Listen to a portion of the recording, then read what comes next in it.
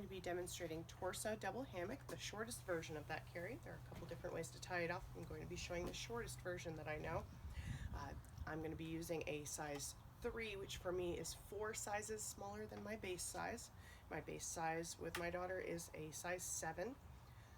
If you're a base size 6 wrapper, you may be able to do this in a size 2 wrap, possibly a long 2. If you are a size 5 base, you may still need a 2. The base system isn't perfectly linear.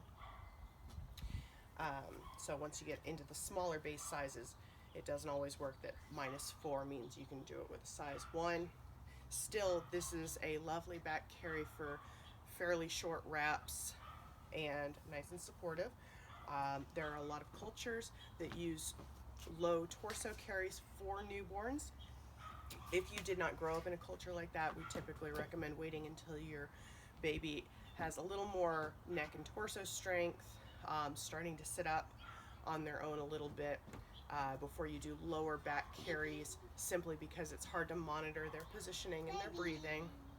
Of course, that does not apply if you grew up in one of the many cultures, especially African cultures, that use torso carries from birth. This carry starts 1 double hammock measure off from the middle marker. That is a measuring from the middle marker on your sternum back to your spine under your arm. I am going to be wrapping my chest pass from my right to my left. That's just my preference, and so I'm going to be using right and left. If you prefer to wrap your chest pass the opposite direction, you just have to reverse everything. I'm going to start with the longer tail on my right and the shorter one on my left, and place that spot where I measured off from the middle marker on my daughter's back. Anya, come here. That's a daughter. Sorry. I wanted to say that I'm not a daughter. You're not my daughter? What are you? I'm Anya. You are Anya. Get your child on your back. Hey. However you are most comfortable. Get the tails onto the right sides, keeping an arm on your child until you can get both top rails pinned either in your teeth or in your chin. Why? Why, Mommy? Why? If you pin under your chin, it can help to twist the rails together before pinning. Why? Reaching over baby's legs, I'm going to pull all the excess width down. Why? And then reach under baby's legs to use the bottom rail to lift their knees. And then I'm going to use my right arm to support baby's thighs with my fingers in her the crease of her left knee, and tighten up that left bottom rail with my left hand. And then I'm going to take this whole, keeping the top rail on the right pinned, I'm going to take the whole left tail. I can't quite pin this in my knees, so I'm just going to pin it under my chin with the top rail on the right. And then I'm going to switch hands. So my left hand is supporting both of her legs and making sure that bottom rail is in her knee. Tighten up the right side bottom rail with my right hand. So now I should have tight top rail, tight bottom rails, but I was doing this all fairly high.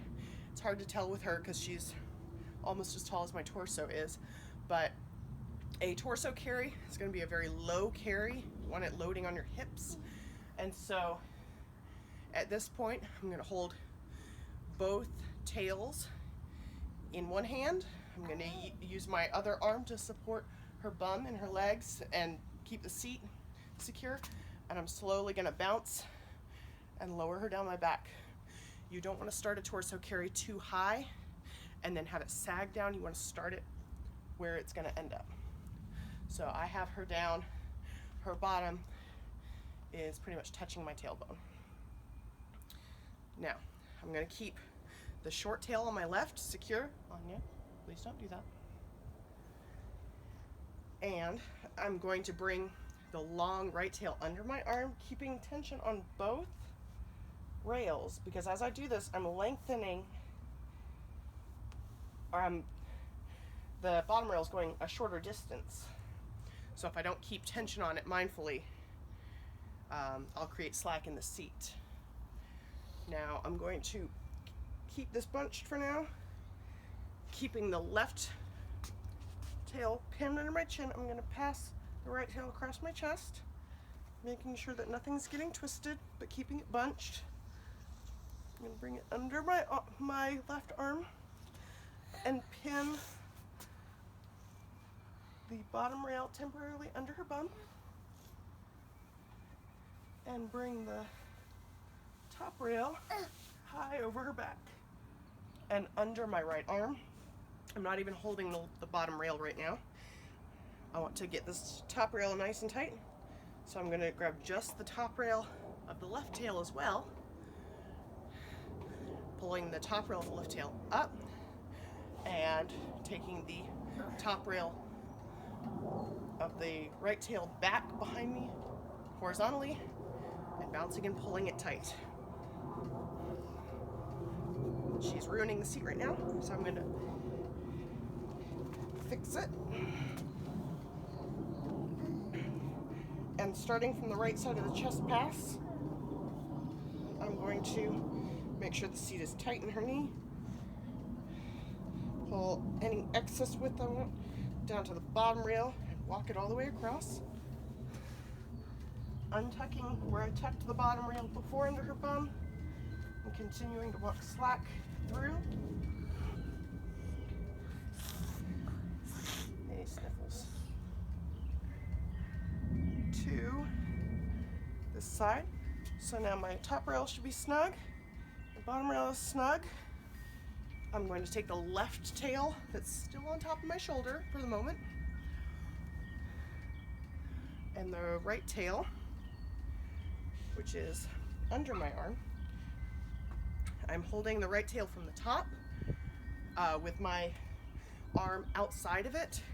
I'm not pinning my arm inside the right tail and holding it from the bottom, because that doesn't give me a lot of maneuverability. Holding it from the top, and I'm going to pull the left tail up, pull the right tail out to the side, back behind me a little bit, keeping it low. If I pull it up too high like a V, I'm going to pop that second seat. But I'm going to get that nice and snug. And now, to be a torso carry, both tails need to be under my shoulders. So I'm going to take this one that's on top of my shoulder and bring it under my shoulder carefully, paying attention to that bottom rail, sneaking my arm out.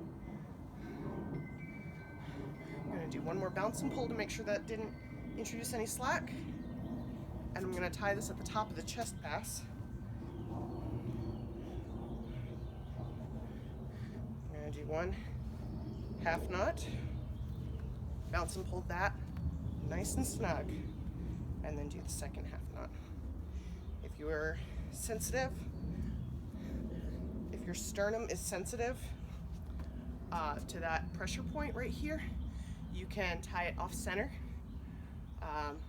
closer to one armpit or the other. And if you have a longer wrap, you can actually twist it vertically into a sternum belt and bring it back to the back and tie it under their bum. But tying it right here on the chest is a nice short carry. You notice with Anya, she is 3. I wrapped her arms out.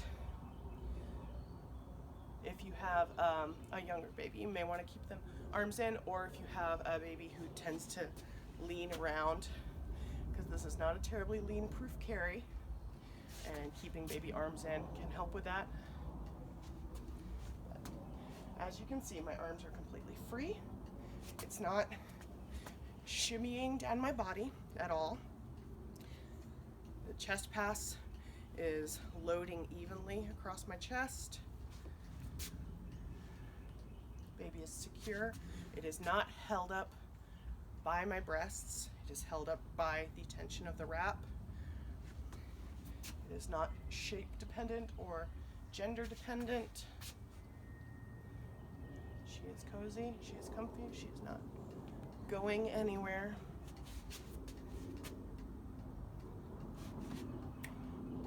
Happy wrapping.